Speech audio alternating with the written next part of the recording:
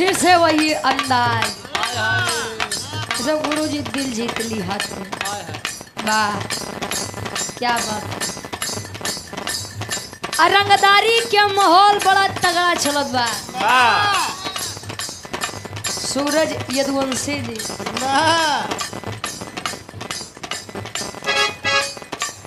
हमारे बगली ऑर्केस्ट्रा होता रहे। लौंडिया लंदन से लाएंगे तो लइकवा के माई के पैसा दे रहे कि बेटा जाए पिसा आटा रखा बा आटा चक्की पे ओके ले जाए। गेहूं रखा है। अब 100 रुपया ले बेचारा ठीक बजा थी। रास्ता में देखिए ऑर्केस्ट्रा होत बा तो गुरु जी हाँ जी बढ़िया पान खाए। डबल बीरा पान। हाँ 10 रुपया पान खाए से 90 रुपया के हुए 10-10 वाली नोट हमारे संतराम बाबू जैसे 10-10 वाली नोट लेके ओके मार हवा करे। हाँ हवा करे गुरु जी हवा करे। अच्छा ऑर्केस्ट्रा के आनंद लेत बा पैसा उड़ावत बतले कर दोस्त वाइस कैसे सर तोर माई तो पैसा दिए रही आटा लावे बदे कसते हिया उड़ावत है। लइका कहे यार उड़ा दे का करी। माई पूछस कर भैया आटा कहीं माई का करी पैसा तू हेराई।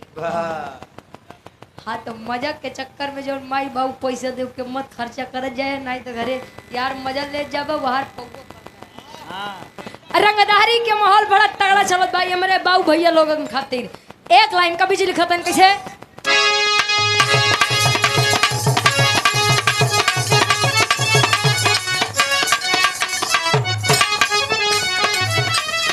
कहे सिखबे छिलै बे के तनो केहू के सुनाई न सिखबे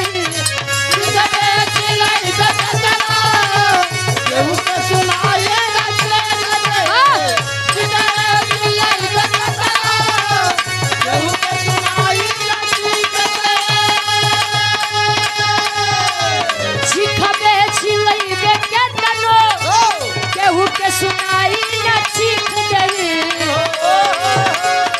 आवे दे बेटा टाई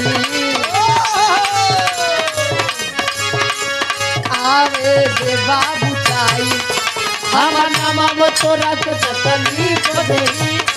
आवे दे बेटा टाई हमार नाम तोरा के तकलीफ देई। आवे दे बेटा टाई हमार नाम तोरा के तकलीफ देई। कोनो लइका रे भाई राम जी लक्ष्मण जी जैसा तो लइकावा अपने भैया खातिर कहे का कहे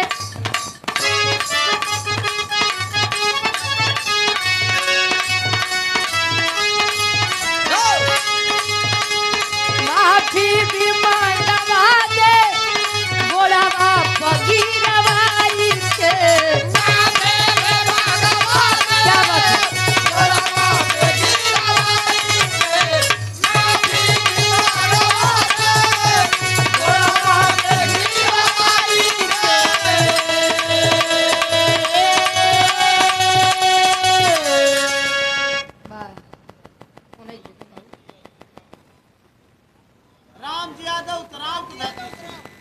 राम जी यादव उतराव की 500 जिम्मी से 51 रुपया। बहुत बहुत धन्यवाद आशीर्वाद के साथ।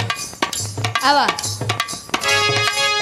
माफी भी मांगवा दे गोड़ावा पगीरवाई के माफी भी मांगवा दे गोड़ावा पगीरवाई के माफी भी मांगवा दे गोड़ावा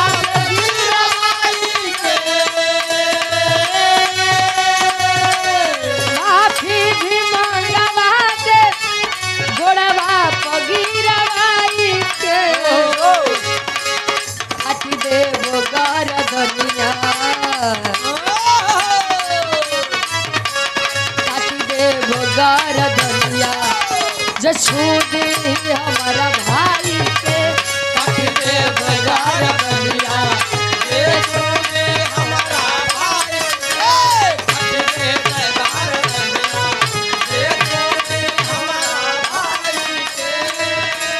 किरिस का सुनेगा सुनेगा किरिस का। हाँ ले बेटा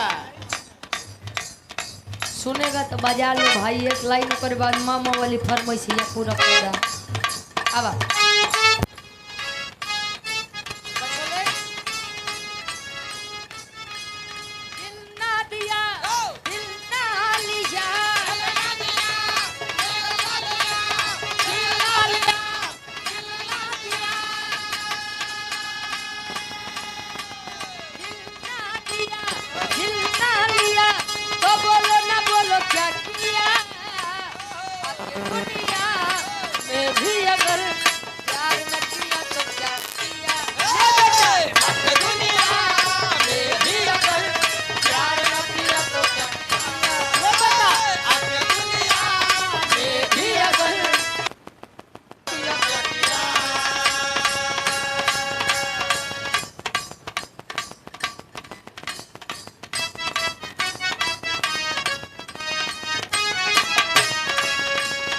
वैसे एक देवर भौजाई के चलते दादा कुल देवर भौजाई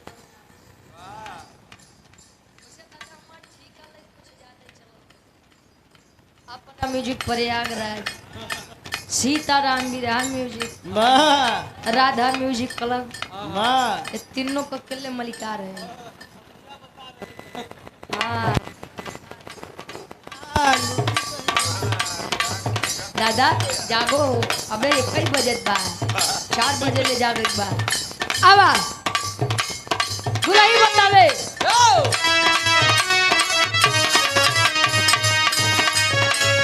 भइल बटे बड़ी तीर छोल देवरा, तीर छोल देवरा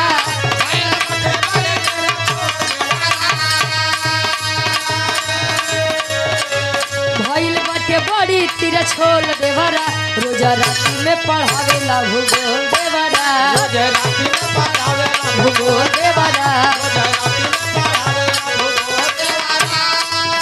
कहे भइल बटे बड़ी तीर छोल देवरा आ रोजा राती में पढ़ावेला भूगोल देवरा। एक गाना आए रहे कि पतिया नतिया पटना बा, बात देवरा ढोड़ी चटना बा। एक गाना जरूरी आए संत राम बाबू हमारे 20 रुपया महाराज सब करा लेकिन सुट्टा मत अरे भाई तू तो मरीज होबे करबा।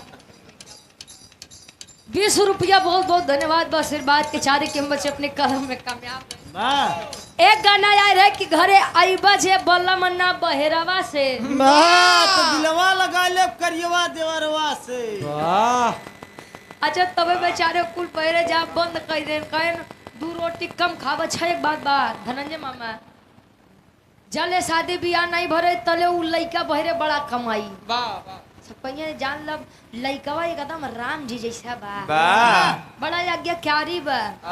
अच्छा शादी हो गया, अच्छा चला तगवा कमाए बदे अपने बाबू लगे फोन लगा इसके बाबू का बताइए अभी एक पानी सूट नहीं करत गोड़ी फेरे खो। अब जले हम घरे आऊ ना तले हम ठीक नहीं होबे के जाने घरे आए महीना 2 महीने 6 महीना रहे आई बेटा या तो ठीक हो गया चला जा कमाया आइन बाबू या तो एक काम करा एक हमारे साथे भेज दे या तो 2-4-6 महीना जब छुप रहा बाहर जमाना।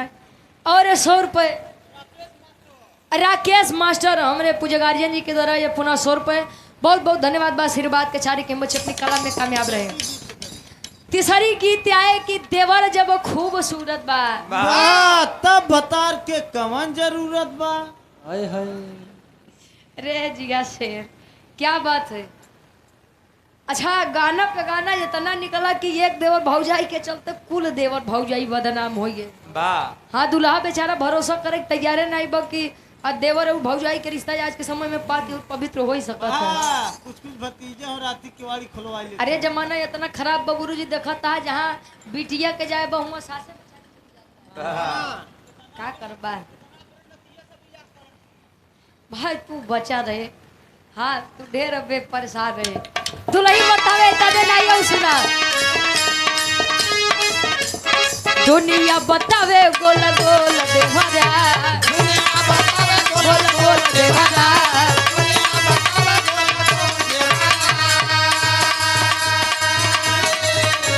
दुनिया बतावे गोल गोल देवरा रोज रात में पढ़ावे ला भूगोल देवरा रोज रात में पढ़ावे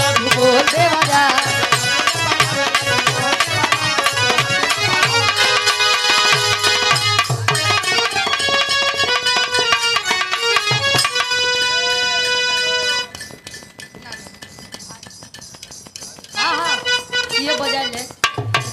अरे मामा फरमाइश रही हो राजा हो तो कैसे मनाए ना ये भाई के उठाया तो उठाए ले तो करे बात